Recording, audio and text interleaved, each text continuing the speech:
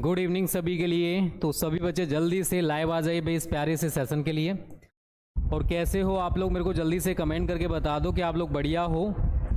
ठीक है, फिर ये प्यारा सा सेशन हम लोग स्टार्ट करेंगे बच्चों, ठीक है ना। चलिए, गुड इवनिंग सभी के लिए, जो बच्चे हमारे अब तक लाइव आ चुके हैं और जो नहीं आए हैं भाई जल्दी से लाइव आ जाओ, ज़्यादा देर मत किया करो। चलिए, गुड इवनिंग भाई सभी के लिए। तो देखो, इससे पहले वाला जो लेक्चर था उसमें मैंने आपको क्या पढ़ा दिया था, टर्मिनल विभवांतर तक। आज हम सबसे पहले पढ़ेंगे भाई सेल का आंतरिक प्रतिरोध। क्या पढ़ेंगे बच्चों? सेल का आंतरिक प्रतिरोध। इंग्लिश में इसको क्या कहते हैं? Internal resistance of a cell, of a cell. देखो, हिंदी के साथ अंग्रेजी जरूरी है भाई, इस चीज को सभी बच्चे याद रखना। अगर आप केवल हिंदी से काम चलाना चाहते हो तो नहीं चलेगा। अब देखो, ऐसा तो हो नहीं सकता कि आप इंटर के बाद पढ़ाई वढ़ाई बंद कर दोगे, आगे भी स्टडी करोगे भाई, कुछ भी करो वो आपके ऊपर डिपेंड करता है, बट आगे जरूर पढ़ोगे। तो वहां पर अगर आपको हिंदी के साथ इंग्लिश नहीं पता होगा तो काम नहीं चलने वाला। अब टीचर कह रहा है can you define what is the definition of cell. वो पूछ रहे हैं सेल किसे कहते हैं, आप इसकी परिभाषा जानते हो? और आप हो भाई एकदम शुद्ध देहाती आदमी, आप बोलोगे सर हमको नहीं पता कि आपने क्या बोला है। ठीक है, तो विद्युत सेल के बारे में वो आपसे पूछ रहा है, आपको पता है। ठीक है बच्चों, तो यहां पर सेल का आंतरिक प्रतिरोध कहते किसे हैं? तो यहां पर आप लिखोगे सेल के अंदर,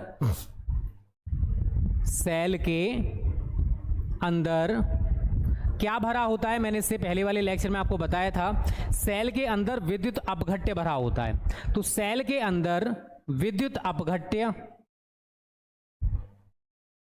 सेल के अंदर विद्युत अपघट्य विद्युत धारा के मार्ग में, विद्युत धारा के मार्ग में जितना प्रतिरोध लगाता है, प्रतिरोध का मतलब जानते हो ना, रुकावट, जितना प्रतिरोध लगाता है उसे सेल का, उसे सेल का क्या कहते हैं बच्चों? आंतरिक प्रतिरोध कहते हैं। उसे सेल का आंतरिक प्रतिरोध कहते हैं। अभी मैं आपको समझाऊंगा भाई ये कहना क्या चाहता है। ओके, उसकी टेंशन आप लोग ना लो। इसे हम किससे प्रदर्शित करते हैं? तो आप लिखोगे इसे स्मॉल आर से प्रदर्शित करते हैं। किससे प्रदर्शित करते हैं बच्चों? इसे स्मॉल आर से इसको रिप्रेजेंट या फिर प्रदर्शित किया जाता है। ठीक है, डेफिनेशन ज्यादा टिपिकल नहीं है, डेफिनेशन बहुत सिंपल है अगर आप समझने की कोशिश करोगे तो, और समझने की कोशिश नहीं करोगे तो आपको पता है कि भाई हर चीज टिपिकल होती है। ठीक है, ऐसा कोई भी काम नहीं है जो टिपिकल ना हो। आप लोग क्या चाहते हो कि आपको सब कुछ ऐसे ही मिल जाए बिना मेहनत किए, तो भाई वो पॉसिबल नहीं हो पाता बच्चा, इस चीज को याद रखना। जब तक आप स्ट्रगल या मेहनत नहीं करोगे तब तक आपको उसका फल नहीं मिलेगा। ठीक है ना। तो देखो, इससे पहले वाला अगर आप लेक्चर देखे होंगे तो आपको सारी चीजें पता होंगी, और नहीं देखे हो तो भाई अब क्या बोलें आपसे। ये है हमारा एक इलेक्ट्रिक सेल, यहां पर आप प्लस लिखोगे, यहां माइनस लिखोगे, और ये क्या भरा हुआ है? विद्युत अपघट्य। क्या भरा हुआ है? विद्युत अपघट्य। ठीक है, अब एक चीज बताओ भाई, जो धारा है पॉजिटिव से नेगेटिव कुछ इस टाइप से बहती रहेगी भाई। इलेक्ट्रॉन्स नेगेटिव टू पॉजिटिव जाते हैं, धारा पॉजिटिव से नेगेटिव की तरफ जाती है। तो ये जो धारा है ये इलेक्ट्रोडों के बीच भी प्रवाहित होगी, अर्थात ये विद्युत अपघट्य से होकर भी गुजरेगी। तो जब धारा इस विद्युत अपघट्य से होकर गुजरेगी, भाई आप पानी में अगर तैरते हो तो आप पानी को हटाते हो तभी तो आप आगे बढ़ते हो। बताओ, जब अगर आप आगे हाथों से नहीं हटाओगे पानी के पीछे को तो क्या आप आगे बढ़ पाओगे? सिमिलर यहां पर भी होता है भाई, धारा को आगे जाना है, और आगे जाने से कौन रोक रहा है? जो विद्युत अपघट्य भरा हुआ है वो क्या करेगा? उसको आगे बढ़ने से रोकेगा भाई, तो आगे नहीं जाएगा। तो जितना रुकावट आ रही है, जितना प्रतिरोध डाला जा रहा है, उसी को कहा जाता है भाई सेल का आंतरिक प्रतिरोध। ये आंतरिक रुकावट है जो सेल के अंदर डाली जा रही है विद्युत अपघट्य के द्वारा विद्युत धारा पर। ठीक है ना। तो सेल के अंदर जो विद्युत अपघट्य होता है, ये जो विद्युत अपघट्य आपको दिख रहा है, ये उस इलेक्ट्रिक करंट पर, ये उस धारा पर या इलेक्ट्रिक करंट पर जितना रुकावट डालेगा, जितना प्रतिरोध लगाएगा, उसी को बच्चों हम क्या बोलते हैं, सेल का आंतरिक प्रतिरोध, या फिर इंग्लिश में आप कह सकते हो internal resistance of a cell. तो डेफिनेशन बहुत आसान है अगर आप समझने की कोशिश करोगे, कुछ नया नहीं है। ये हमारे पास बेटा कोई सेल है, ये दो इलेक्ट्रोड्स हैं, क्या है ये इलेक्ट्रोड्स। अब इलेक्ट्रोडों के बीच धारा को तो आपको पता है भाई पॉजिटिव से नेगेटिव की तरफ जाती है, तो जो धारा है वो इस विद्युत अपघट्य से होकर जब गुजरेगी तो ये विद्युत अपघट्य क्या करेगा, उसे आगे बढ़ने से रोकेगा, आगे बढ़ने नहीं देगा भाई। तो जितनी रुकावट ये विद्युत अपघट्य उस धारा पर डालेगा उसी को हम कहते हैं सेल का आंतरिक प्रतिरोध। अब ये जो सेल का आंतरिक प्रतिरोध है ना, कुछ बातों पर निर्भर करता है, ठीक है ना। तो आप यहां पर डाल सकते हो सेल का आंतरिक प्रतिरोध, सेल का आंतरिक प्रतिरोध निम्नलिखित बातों पर, निम्नलिखित बातों पर निर्भर करता है, निर्भर करता है। अब देखो वो कौन कौन सी बातें हैं, ध्यान से समझने की कोशिश करना भाई। तो पहला पॉइंट है बच्चा, यह है प्लेटों के बीच की दूरी। ये जो आप प्लेटें आप देख रहे हो, ये आपकी पहली प्लेट है और ये दूसरी प्लेट है, ठीक है ना। अगर इन प्लेटों का डिस्टेंस ज़्यादा है तो भाई धारा को एक सिरे से दूसरे सिरे तक या एक प्लेट से दूसरे प्लेट तक आने में ज़्यादा टाइम लगेगा, ज़्यादा मार्ग तय करना पड़ेगा, तो इसका मतलब ज़्यादा रुकावट आएगी, आएगी नहीं आएगी। और अगर इन प्लेटों के बीच का डिस्टेंस हमने कम कर दिया तो अब उसको कम मार्ग तय करना पड़ेगा, अर्थात उसके रास्ते में रुकावटें कम आने वाली हैं। अब आपको भाई अगर थोड़ी सी दूरी पर जाना है तो आप आराम से पहुंच जाओगे, वहीं पर अगर आपको थोड़ा दूर जाना है तो वहां पर थोड़ा सा टाइम लगेगा। तो यहां पर भी सिमिलर कंडीशन है कि अगर प्लेटों के बीच का डिस्टेंस हमने बढ़ा दिया तो अब उसको ज्यादा मार्ग तय करना पड़ रहा है एक प्लेट से दूसरी प्लेट तक आने में, अर्थात ज्यादा रुकावट डालेगा विद्युत अपघट्य।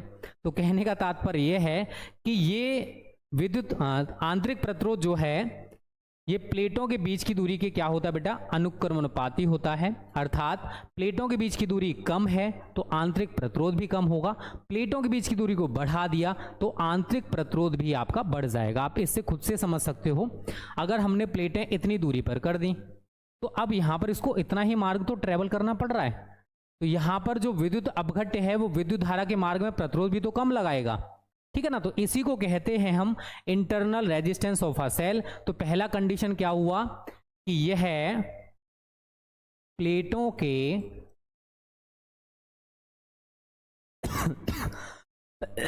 बीच की दूरी के अनुक्रमानुपाती होता है, अनुक्रमानुपाती होता है। तो ये आपको पहला पॉइंट याद रखना है। अगर हमने प्लेटों का बीच का डिस्टेंस बढ़ा दिया तो आंतरिक प्रतिरोध का मान बढ़ जाएगा, और अगर प्लेटों के बीच का डिस्टेंस बेटा कम है तो आंतरिक प्रतिरोध भी आपका कम होगा। दूसरा जो कंडीशन है, इनको लिखते जाना, सभी बच्चे नोट करते जाना, ऐसा मुझे कोई दिख ना जाए जो नोट ना कर रहा हो भाई, ठीक है। लिख लिया सभी ने। दूसरा पॉइंट क्या कहता है, यह है प्लेटों के, प्लेटें आप लोगों को दिख रही है ना भाई, मैं किसकी बात कर रहा हूं, यस और नो जल्दी से बताओ। यह है विद्युत अपघट्य में, यह है विद्युत अपघट्य में प्लेटों के डूबे हुए क्षेत्रफल के, डूबे हुए क्षेत्रफल के व्युत्क्रमानुपाती होता है, व्युत्क्रमानुपाती होता है। अब देखो इसका मतलब क्या है, कुछ बच्चे हमारे नहीं जानते होंगे कि अनुक्रमानुपाती या व्युत्क्रमानुपाती का मतलब क्या है। तो यहां पर मैंने बोला अनुक्रमानुपाती, तो R का जो मान होगा वो प्लेटों के बीच की दूरी के साथ घटेगा भी और बढ़ेगा भी। यहां पर बोला है मैंने व्युत्क्रमानुपाती, तो इसका मतलब ये हुआ कि अगर विद्युत अपघट्य में प्लेटों का ज्यादा क्षेत्रफल डूबा हुआ है, अब यहां पर आप प्लेटें देख रहे हो भाई इतनी डूबी हुई, इतना इनका एरिया यहां पर डूबा हुआ है, ठीक है। अगर हमने एरिया अगर इतना डूबाया है, मान के चलिए ठीक है। अगर हम और डुबाएंगे तो प्लेटों का क्षेत्रफल हम ज्यादा डुबा रहे हैं, तो इस कंडीशन में क्या होगा बेटा, आंतरिक प्रतिरोध आपका कम हो जाएगा।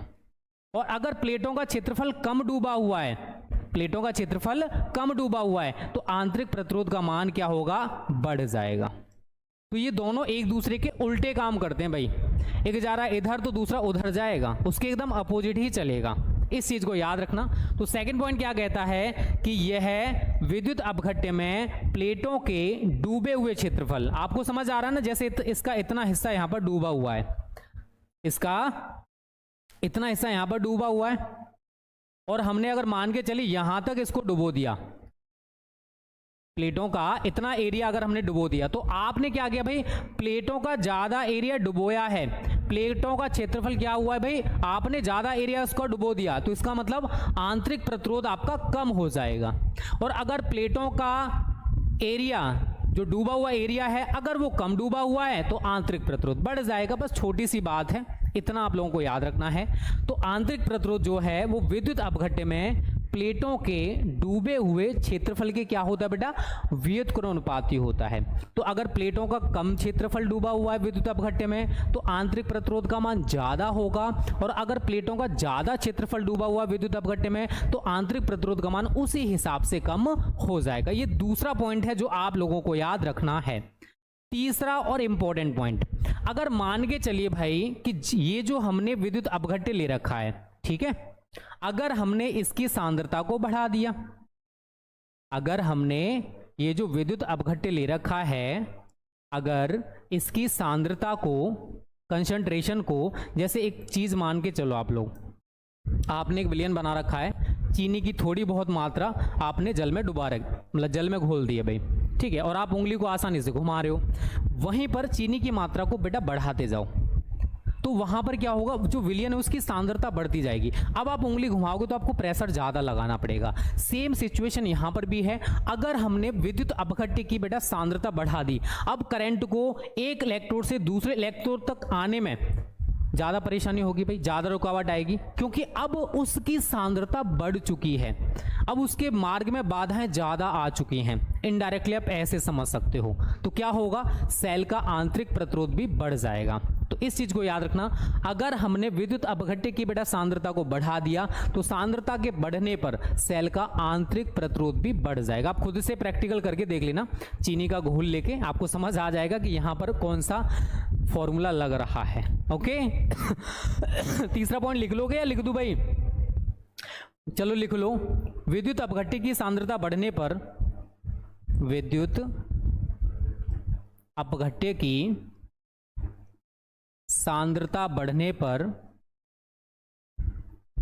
सेल का आंतरिक प्रतिरोध, सेल का आंतरिक प्रतिरोध क्या होता है बेटा, बढ़ जाता है, बढ़ जाता है। तो जल्दी से बताओ सेल का आंतरिक प्रतिरोध किसे कहते हैं, समझ आ गया। ये सेल के अंदर की बात हो रही है भाई, internal resistance of a cell बात हो रही है भाई। सेल के अंदर क्या भरा होता है, विद्युत अपघट्य, और वो विद्युत अपघट्य क्या करता है, विद्युत धारा के मार्ग में रुकावट डालता है, प्रतिरोध लगाता है। उसी प्रतिरोध या रुकावट को यहां पर नाम दिया गया बेटा सेल का आंतरिक प्रतिरोध। किससे रिप्रेजेंट करते हैं, तो वो आपने यहां पर देखा स्मॉल आर से। ये किन किन बातों पर निर्भर करता है, तो तीन बातें यहां पर हमारे सामने निकल कर आ रही है कि ये जो आंतरिक प्रतिरोध है ये प्लेटों के बीच की दूरी के अनुक्रमणपाती होता है। जो हमने दोनों प्लेटें ले रखी हैं, अगर इन प्लेटों के बीच की दूरी कम है तो सेल का आंतरिक प्रतिरोध भी कम हो जाएगा, क्योंकि अब धारा को एक इलेक्ट्रोड से दूसरे इलेक्ट्रोड तक आने में कम मार्ग तय करना पड़ेगा, अर्थात रुकावट कम आएगी तो आंतरिक प्रतिरोध कम हो जाएगा। वहीं पर अगर हमने प्लेटों के बीच की दूरी को बढ़ा दिया तो अब धारा को एक इलेक्ट्रोड से दूसरे इलेक्ट्रोड तक आने में थोड़ा सा ज्यादा मार्ग तय करना पड़ेगा। तो इस कंडीशन में सेल का आंतरिक प्रतिरोध बच्चा पार्टी बढ़ जाएगा। तो ये दो पहला हो गया। दूसरा मैंने बोला कि यह विद्युत अपघट्य में प्लेटों के डूबे हुए क्षेत्रफल, आप क्या देख रहे हो, बस इतना सा हिस्सा इसका डूबा हुआ है, कम हिस्सा डूबा हुआ है, कमी तो देख रहे हो ना आप लोग, तो कम डूबा हुआ है तो इसका मतलब आंतरिक प्रतिरोध का मान कैसा होगा, ज्यादा, क्योंकि प्लेटों के डूबे हुए क्षेत्रफल के क्या है, रेसिप्रोकल है, व्युत्क्रमानुपाती है।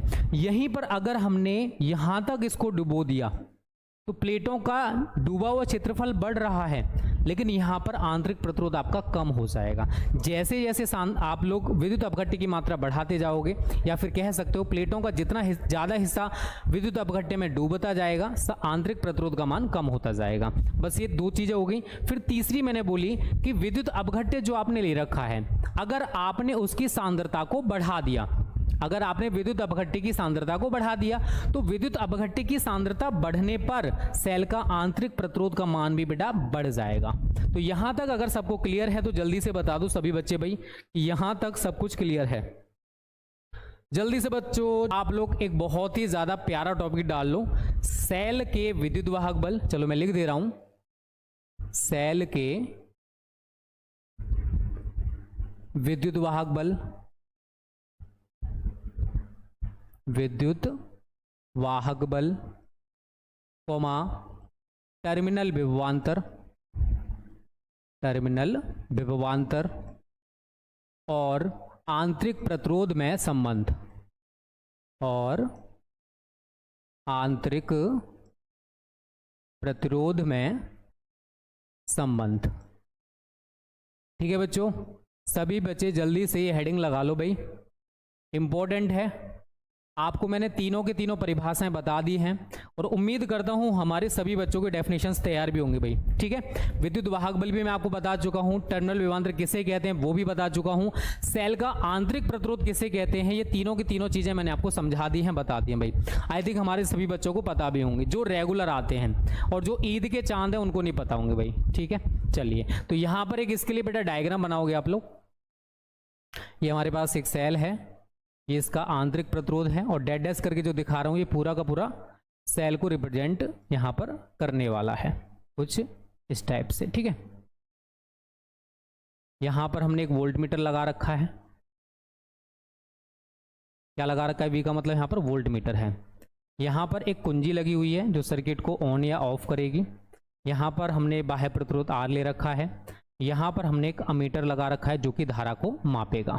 ठीक है, आर है, ये कुंजी के है।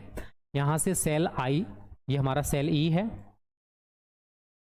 इस सेल ई से आई धारा इस पूरे सर्किट में बच्चा पार्टी जाने वाली है। तो ये छोटा सा डायग्राम आप लोगों को सभी को बनाना है, जितने भी बच्चे हमारे लाइव हैं। छोटा है, ज़्यादा लंबा चौड़ा मैंने यहाँ पर डायग्राम नहीं बनाया है। तो सभी बच्चे जल्दी से ये डाल लीजिए भाई, जल्दी से ये डायग्राम बना लीजिए।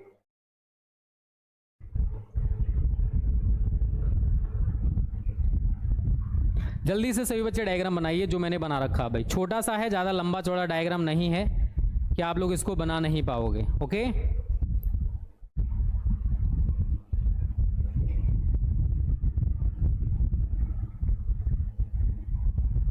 बना लिए सभी ने डायग्राम? इसको सही तरह समझना भाई। ठीक है, चलिए जल्दी से डायग्राम बना लीजिए, और फिर हम इसको बहुत अच्छे तरीके से समझने की कोशिश करेंगे भाई। ठीक है, चलिए तो यहां पर बेटा आप क्या देख रहे हो कि हमारे पास एक सेल है। ठीक है, और इस सेल का विद्युत वाहक बल आपको क्या दिख रहा है? Capital E. और इस सेल का आंतरिक प्रतिरोध क्या है? Small R. सभी को दिख रहा है? सभी को दिख रहा है? दिख रहा है ना बेटा? अब इस सेल से ये आई एम्पियर की जो धारा आप लोगों को दिख रही है, ये आई एम्पियर की धारा टी सेकंड तक इस बाह्य प्रतिरोध आर में प्रवाहित की जा रही है। बाह्य प्रतिरोध आर आपको दिख रहा है, इस बाह्य प्रतिरोध आर में प्रवाहित की जा रही है। आपको डायग्राम अच्छे से दिख रहा होगा। और अगर मैं आपसे कहूं भाई, यदि टी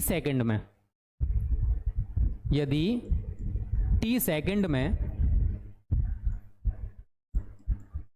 Q आवेश प्रवाहित हो, तो अगर मैं आपसे बोलूं भाई कि Q आवेश प्रवाहित हो रहा है कितने समय में भाई? T समय में प्रवाहित हो, तो आपने एक फॉर्मूला पढ़ा होगा Q बराबर I into T. I think सभी ने पढ़ा हो। तो यहां पर भी हम वही लगाएंगे, Q बराबर I इंटू टी। इसको आप इक्वेशन फर्स्ट बना लोगे। क्या बना लोगे भाई? इक्वेशन फर्स्ट बना लोगे। यदि Q आवेश को पूरे परिपथ में पूरे परिपथ में प्रवाहित करने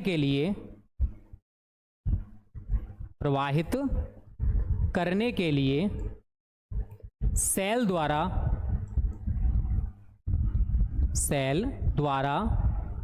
दी गई ऊर्जा कैपिटल W हो तो आपको जो बेटा Q आवेश दिख रहा है, अगर हम इस Q आवेश को इस पूरे सर्किट में अगर प्रवाहित करना चाहते हैं, पूरे सर्किट में अगर भेजना चाहते हैं, तो ये जो सेल आपको दिख रहा है, ये सेल कितनी ऊर्जा दे रहा है भाई? इसको W ऊर्जा दे रहा है कि मैं तेरे को W एनर्जी देता हूं, तुझे क्या करना है? इस पूरे सर्किट में भाई घूमना है, ठीक है। जो सेल है उसका विद्युत वाहक बल कितना था? Capital E। आंतरिक प्रतिरोध कितना है? R है, सभी को दिख रहा है। और इस सेल से ये जो I एम्पियर की धारा है, ये हमने इस बाह्य प्रतिरोध R में प्रवाहित की। कितने समय तक प्रवाहित की बेटा? T सेकेंड तक कह सकते हो। जब हमने ऐसा किया तो क्या हुआ? अगर T सेकेंड में आप मान के चलो भाई कि Q आवेश प्रवाहित हो रहा है, तो Q बराबर क्या हो जाएगा बेटा? I into T। और अगर इस Q आवेश को, ये जो Q आवेश आपको मिला, कहां से मिला? इस सेल के द्वारा ही मिला, ठीक है। अगर इस Q आवेश को हम पूरे परिपथ में प्रवाहित करना चाहते हैं, इस पूरे सर्किट में हम इसको भेजना चाहते हैं, तो ये जो सेल आपको दिख रहा है, ये कितनी ऊर्जा दे रहा है? W ऊर्जा दे रहा है। कितनी ऊर्जा दे रहा है भाई? W ऊर्जा दे रहा है। दिख रहा है सभी को? इसलिए क्या हो जाएगा?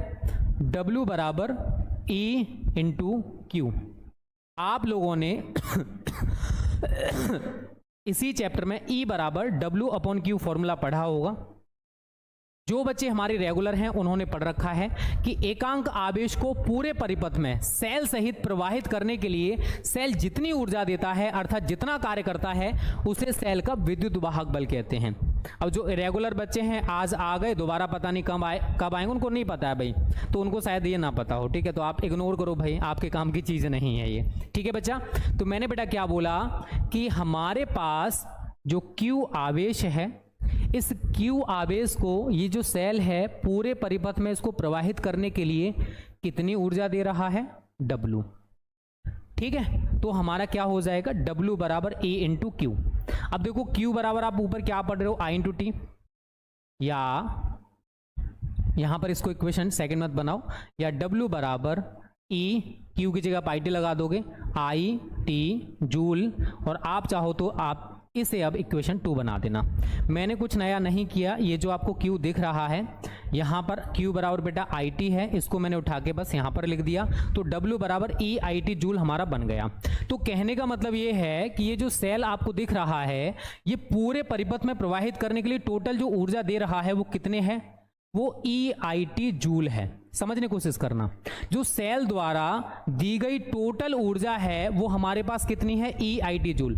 अब इस ऊर्जा में से कुछ ऊर्जा, ये सेल है, ये इतना हिस्सा क्या है? सेल है, सेल के बाहर खर्च होगी, कुछ ऊर्जा सेल के बाहर खर्च होगी, और कुछ ऊर्जा सेल के अंदर खर्च होगी, कुछ ऊर्जा सेल के अंदर खर्च होगी। तो जो एनर्जी सेल ने, ये पूरी एनर्जी थी जो सेल के द्वारा आ रही है भाई, जो दी जा रही है, अब इस ऊर्जा में से कुछ ऊर्जा सेल के बाहर खर्च होगी और कुछ ऊर्जा सेल के अंदर खर्च होगी। तो हम इसको 2 पार्ट्स में बांटेंगे, बस समझने की कोशिश करना कैसे बांटने वाले। वही चीजें आएंगी जो आप लोगों ने पढ़ रखी हैं, ऐसा नहीं कि यहाँ पर कुछ नया आ जाएगा, उससे बेफिक्र रहो भाई, ठीक है। जो आप लोग पढ़े हो वही हम लोग यहाँ पर करेंगे, ठीक है। चलिए लिखिए तो यहाँ पर, यदि बाह्य प्रतिरोध R के सिरों के बीच, आप देख रहे हो ना, अगर कोई रेजिस्टेंस लगा हुआ है, प्रतिरोध लगा हुआ है, तो प्रतिरोध के सिरों के बीच क्या उत्पन्न होता है? विभवांतर। बीच विभवांतर V हो तो भाई आप लोगों को क्या दिख रहा है ये बताओ? ये प्रतिरोध है, इस प्रतिरोध के सिरों के बीच क्या उत्पन्न होगा? विभवांतर, जो कि हमने आपको कॉन्सेप्ट पढ़ा रखा है, ठीक है। विभवांतर B हो तो बाह्य परिपथ में, बाह्य परिपथ में ऊर्जा। ध्यान से समझने की कोशिश करना। देखो बेटा, आप लोगों ने अगर विभव विभवांतर पढ़ रखा है, आई डोंट नो कि आप लोगों ने पढ़ा या नहीं पढ़ा, मैं मान के चल रहा हूँ पढ़ रखा है, तो आपको मैंने वहां पर पढ़ा रखा था W बराबर V इंटू क्यू या Q इंटू वी, सभी ने पढ़ा होगा। जो भी बच्चे हमारे रेगुलर हैं, जो भी मेहनत कर रहे हैं, रेगुलर बेसिस पे आते हैं, उन लोगों ने गलती से पढ़ा होगा। अब Q बराबर आपको पता है IT होता है, तो W बाहर हमारा क्या हो जाएगा, VIT, यस और नो, VIT जूल। अगर मैं इसको ऐसे लिखूं तो किसी बच्चे को कोई परेशानी है भाई, जल्दी से बताओ। जो सर्किट के बाहर एनर्जी खर्च हो रही है वो हमारे पास W बाहर कितनी निकल के आ रही है, VIT जूल। इतनी ऊर्जा सेल के बाहर खर्च होने वाली है, इसको आप इक्वेशन 3 बना दो। ठीक है, समझना, सेल के बाहर जो ऊर्जा खर्च हो रही है, इतने हिस्से को छोड़कर ये बचा हुआ जो हिस्सा है, यहां पर जो एनर्जी हमारे पास खर्च हो रही है वो निकल के आ चुकी है बेटा, वो कितनी है, VIT जूल। कितनी है, VIT जूल, सभी को दिख रहा होगा। ठीक है, चलिए अब थोड़ी सेल के अंदर की बात कर लेते हैं। अभी तक हम लोगों ने बाहर की बात की है। लिखिए, यदि सेल के अंदर विभव भाई कम होने वाला है, विभव की कमी होगी, पतन होएगा, तो यदि सेल के अंदर विभव पतन कितना हो, स्मॉल v हो, तो आप लोग v बराबर बेटा क्या पढ़ते हो, I इंटू आर। जो प्रतिरोध है उसके सिरों के बीच इतना ही विभवांतर तो उत्पन्न होता है। अब यहां पर विभव पतन की बात हो रही है, पतन किसकी वजह से होगा, इंटरनल रेजिस्टेंस की वजह से, आंतरिक प्रतिरोध की वजह से। तो कैपिटल V को बना दो बेटा स्मॉल v बराबर I, और कैपिटल R को बना दो स्मॉल r। ठीक है, तो यहां पर स्मॉल v बराबर क्या हो जाएगा, I इंटू आर। ठीक है ना, मैंने उसी से बनाया है, मैंने कोई नया फॉर्मूला नहीं लगाया है। ओके बच्चा, अब लिखिए, इसलिए सेल के अंदर व्यय ऊर्जा। अब सेल के अंदर कितनी ऊर्जा व्यय या खर्च हो रही है, इसके लिए हम क्या करेंगे, यहां लिखोगे W आंतरिक। अब उसकी तरह भाई VIT तो नहीं रहेगा क्योंकि विभव पतन V है, तो यहां क्या लिखोगे, VIT जूल। और स्मॉल v आपने कितना निकाल रखा है, तो वो रहा IR is equal to IR into IT joule. तो बेटा ये क्या हो जाएगा, I स्क्वेयर RT जूल। ठीक है, इसको बना दो आप इक्वेशन 4। तो हमारे पास दोनों एनर्जी निकल के आ चुकी हैं। सेल के बाहर कितनी ऊर्जा खर्च हो रही है, तो वो हमने यहां पर निकाला, ये सेल के बाहर ऊर्जा खर्च हो रही है। और जब हम सेल के अंदर की बात कर रहे हैं भाई कि सेल के अंदर कितनी ऊर्जा खर्च होगी, तो वो भी हमारे पास ये निकल के आ चुकी है। अब आप सभी ने भाई ऊर्जा संरक्षण का नियम गलती से जरूर पढ़ रखा होगा, मेरे को नहीं पता कि पढ़ा है नहीं पढ़ा, बट मैं मान के चल रहा हूं भाई आप लोगों ने पढ़ रखा है। तो ऊर्जा संरक्षण का नियम क्या कहता है कि जितनी हमारे पास टोटल एनर्जी थी, अब वो टोटल एनर्जी ही तो दो पार्ट्स में डिवाइड हो रही है, W बाह्य प्लस W आंतरिक। तो कैपिटल W बराबर क्या होगा बेटा, W बाह्य प्लस W आंतरिक। ये कहता है हमारा क्या, ऊर्जा संरक्षण का नियम। पहले आप इतना देख लो, फिर हम आगे की बातों पर फोकस करेंगे। आगे का तो आप खुद से भी कर सकते हो। इसलिए ऊर्जा संरक्षण के नियम से क्या हो जाएगा, ये capital W is equal to W बाह्य प्लस W आंतरिक। अब W आपका कितना था, EIT था। W बाय देखोगे VIT है। मैं नहीं कह रहा, मेरी बातों पे विश्वास करो, आप खुद से देख लो भाई। W बाय दिख रहा है ना, VIT। और W की अगर मैं बात करूं तो यहां पर देख लो भाई EIT है। W आंतरिक की बात करूंगा तो ये रहा I स्क्वेयर RT। तो मैं यहां पर लिख दूंगा बेटा I स्क्वेयर RT। ओके, अब देखो क्या कॉमन दिख रहा है, तो आप कहोगे इधर सर IT कॉमन है, यहां रह गया V प्लस IR। इधर क्या है, EIT है, IT से IT कैंसिल हो गया, तो E बराबर क्या हो जाएगा, V प्लस IR। हमको निकालना है ये, इसको इधर भेज दो, या V बराबर क्या हो जाएगा, E माइनस IR। इसको आप बना दीजिए, कितने इक्वेशन हमारे बन गए बच्चा बाडी अब तक? 4। तो आप इसको बना दीजिए 5वीं इक्वेशन, इक्वेशन नंबर आप इसको 5 जल्दी से बना दो भाई, देरी मत करो, बना दिए इक्वेशन नंबर 5। यहां तक क्लियर है सबको? जल्दी से बताते जाओ भाई। मैं इसको बेटा इक्वेशन 5 बना रहा हूं, एक बार हम फिर से रिवाइज कर लेंगे, टेंशन मत लेना, कोई परेशानी वाली बात नहीं, मैं यहां पर हूं, आप लोग मेरे सामने हो। तो यहां पर आप डाल लीजिए नोट पॉइंट अगर डालना चाहते हो, ठीक है। यहां 2 नोट पॉइंट मैं डालूंगा। संबंध 5 जो इक्वेशन 5 आपको दिख रहा है, या समीकरण 5 लिख लीजिए। संबंध 5 से स्पष्ट है कि जब सेल से धारा ली जाती है, जब सेल से धारा ली जाती है तो प्लेटों के बीच जो विभवांतर, अगर मैं आपसे पूछूं यहां पर ई और वी में कौन बड़ा है, कौन बच्चा बताएगा भाई? जल्दी से बता दो, जल्दी से बता दो। ली जाती है तो प्लेटों के बीच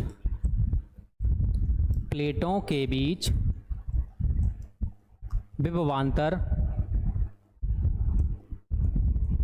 सेल के विद्युत वाहक बल से कैसा है बेटा? कम होता है, कम होता है। यहां लिख सकते हो V is less than E। कब है? ध्यान से समझना, 2 पॉइंट में यहां पर लिखूंगा। यदि I इज इक्वल टू 0 हो तो, अगर I का मान मैं यहां पर 0 कर दूं तो V इज इक्वल टू क्या हो जाएगा? E। तो अगर सेल से कोई भी धारा नहीं ली जा रही है तो सेल की प्लेटों के बीच जितना विभवांतर उत्पन्न होगा उतना ही उसका विद्युत वाहक बल होगा सेल का। चलिए अब इन पॉइंट्स को थोड़ा हम लोग समझने की कोशिश करते हैं। देखो अभी तक हमने जो डायग्राम देखा बेटा, इस डायग्राम में क्या था? सेल से धारा को लिया जा रहा है। अब 2 चीजें होती हैं, एक सेल को आवेशित करना होता है, सेल को आवेशित भी किया, जब कहते हैं सेल को चार्ज करो भाई, चार्ज करने का मतलब क्या? धारा दी जा रही है भाई, वहां पर, यहां पर धारा ली जा रही है। तो जब सेल से धारा ली जाती है, ये वो कंडीशन है जब सेल से हम धारा ले रहे हैं, ठीक है। तब क्या हुआ बेटा? तब ये हुआ, जब हम सेल से धारा ले रहे हैं तो हमारे पास निकल के आया V is equal to E minus I R. इसका मतलब ये है कि जब हम E में से आई आर को घटाएंगे तब जाकर वो वैल्यू V के इक्वल होगी। तो कहने का मतलब ये हुआ भाई कि V is less than E। यहां पर अगर आप इसको देखोगे तो आपको क्या दिख रहा है कि E का जो मान है V और आई आर इन दोनों के योग के बराबर है। तो कहने का मतलब बेटा ये है कि जब हम सेल से धारा ले रहे हैं, जब सेल से धारा ली जाती है तो सेल की प्लेटों के बीच जो विभवांतर उत्पन्न होगा वो सेल के विद्युत वाहक बल से कम होता है। ये आप लोगों को याद रखना है। और अगर मैं आपसे कहूं कि भाई सेल से कोई भी धारा नहीं ली जा रही है, अर्थात I का मान 0 है, तो उस कंडीशन में सेल की प्लेटों के बीच जो विभवांतर उत्पन्न होगा वो सेल के विद्युत वाहक बल के बराबर होगा। ये 2 नोट पॉइंट बेटा आप लोगों को याद रखने हैं। ओके बच्चा, ये 2 पॉइंट आप लोगों को याद रखने हैं जो मैंने इसी से निकाले हैं। अब यहां तक सभी बच्चों को क्लियर है तो जल्दी से बता दो, हमने कुछ ज्यादा नहीं किया है अभी, यहां से हम लोगों ने कर रखा भाई, थोड़ा सा ये भी डिस्कस किया था। देख लो जो बच्चे नए आए हैं कि हमने क्या क्या पढ़ा है अब तक। ये पढ़ा है बेटा उसके बाद ये पढ़ा है, ये चला है, ये चल रहा है, और अब नया टॉपिक आने वाला है। यहां तक क्लियर है तो बोल दो, फिर हम आगे बढ़ेंगे अगले टॉपिक की तरफ। जल्दी से बोलो यहां तक क्लियर है तो हम यहां से फाइंड आउट करेंगे सेल का आंतरिक प्रतिरोध, internal resistance of a cell. तो 2 फॉर्मूला हम यहां पर बनाने वाले हैं बच्चों। तो अभी आपने संबंध 5 या समीकरण 5 क्या पढ़ा?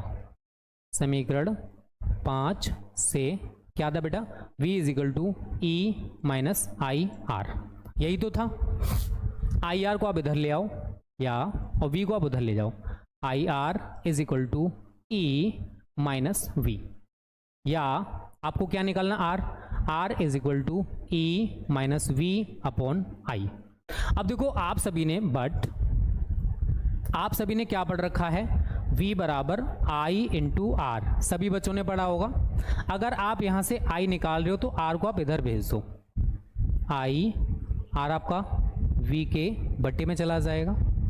ये वैल्यू आप यहां पर पुट कर दो, इसलिए small r is equal to E minus V upon V upon R। बताइए बच्चों, ऐसे लिख सकते हैं हम इसको?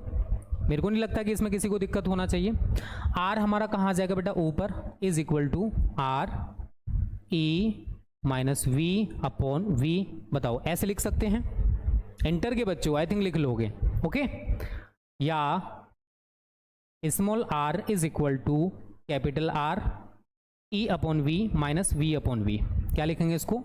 ई अपॉन वी, इंटर में हो, ये छोटी सी कैलकुलेशन है, इसमें मत बोलना सर ये क्या कर दिया आपने, माइनस वी अपॉन वी। यहाँ वी से भी कट जाएगा और आर बराबर आपका क्या निकल के आएगा, capital R E upon V minus 1। तो ये हमारा सेल के आंतरिक प्रतिरोध के लिए फॉर्मूला बेटा निकल के आ चुका है। तो मैंने खुद से नहीं बनाया, मैं कोई महापुरुष इंसान या फिर साइंटिस्ट वाइंटिस्ट नहीं हूँ भाई, मैं भी आपकी तरह आम इंसान हूँ, बस मैंने थोड़ा सा कॉन्सेप्ट पढ़ रखा है इसलिए थोड़ा सा आपसे ज़्यादा आता, बस और कुछ नहीं है, ठीक है। तो हमारे पास क्या है भाई, v बराबर ई माइनस आई आर है, ओके बच्चा, सभी को पता होगा। हम आई आर को बेटा इधर ले आए तो आई आर बराबर क्या हो गया, v को इधर ले जाओ, ई माइनस वी। आर आपको निकालना, आई को पक्षांतर कर दो।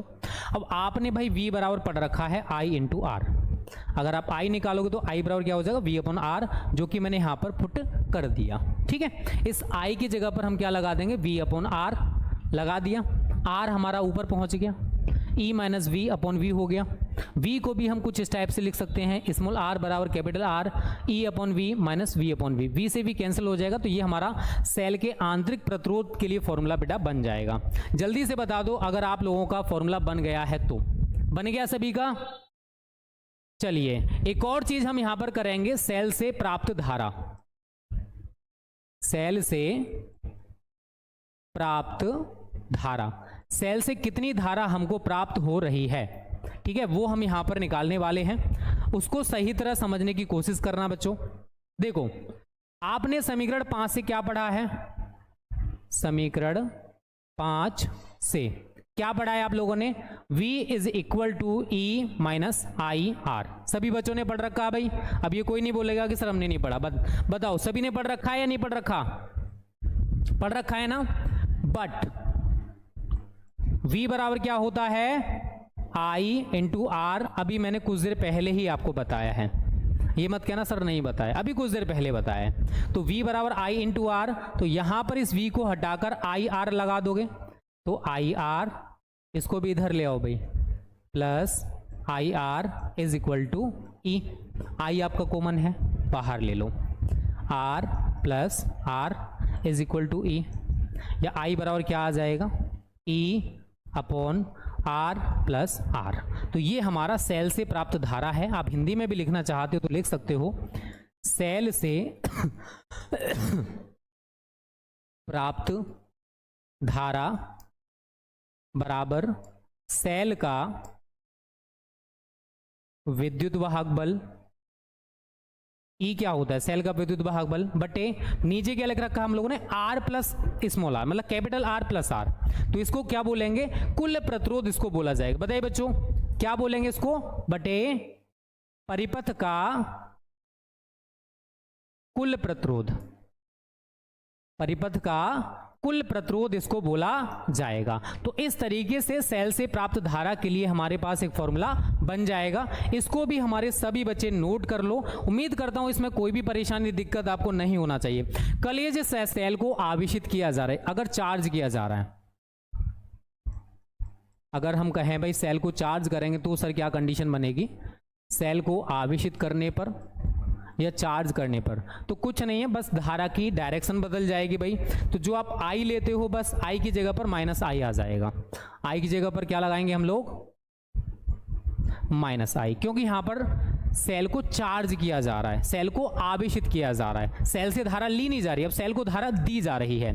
तो हमने जो फॉर्मूला पढ़ा है v बराबर E minus I R, minus I R क्या हो जाएगा, ई प्लस आई आर। और अगर सेल को आवेशित किया जाता है तो आप लोग खुद से भी देख सकते हो, इस वाली कंडीशन में क्या है, v is greater than e। तो कहने का मतलब ये है कि अगर सेल को आवेशित किया जा रहा है, अगर सेल को आवेशित किया जा रहा है तो सेल की प्लेटों के बीच विभवांतर सेल के विद्युत वाहक बल से अधिक होगा। ठीक है, बहुत अच्छा पॉइंट है, इसको याद रखना। इसको देखकर ये कब है बेटा, जब सेल को आप चार्ज करोगे। जब आप सेल से धारा ले रहे हो तो क्या था formula, V is equal to E minus I R. और जब आपने सेल को क्या किया, चार्ज किया, सेल का डायरेक्ट मतलब धारा का डायरेक्शन बदल गया। ठीक है, जब धारा का डायरेक्शन बदलेगा तो I की जगह पर आप क्या लगाओगे बच्चा पार्टी, माइनस आई, और हमारे पास ये वाला फॉर्मूला निकल के आ जाएगा। अब इसको देखकर तो सभी बच्चे जानते भाई, E में आई आर जोड़ेंगे तब जाकर वो V के इक्वल होगा। कुछ जोड़ रहे हैं भाई, कुछ जोड़ा जा रहा है, तब जाकर वो वैल्यू उसके इक्वल हो रही है। तो इसका मतलब क्या हुआ भाई, इसको देखकर हम कह सकते हैं कि V का मान E से ज़्यादा है, अर्थात जब सेल को आवेशित किया जा रहा है, जब सेल को चार्ज किया जा रहा है, तो बेटा उस कंडीशन में सेल की प्लेटों के बीच जो विभवांतर है वो सेल के विद्युत वाहक बल से अधिक होगा। ठीक है बच्चों, तो ये था हमारा आज का सेशन। कल हम लोग बहुत ज़्यादा